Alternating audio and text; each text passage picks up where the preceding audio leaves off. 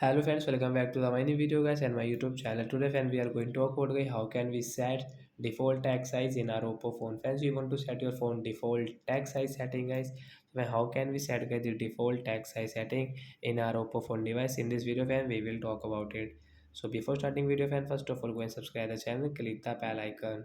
So first of all guys you will have to on guys your phone setting guys.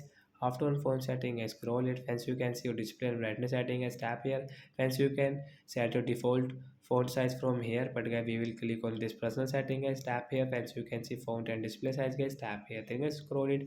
Friends, you can see guys your text size setting guys, we can set default text size from here. So we will click on the default font size and text size guys, default it, apply from here. Then guys you can see your text size will default.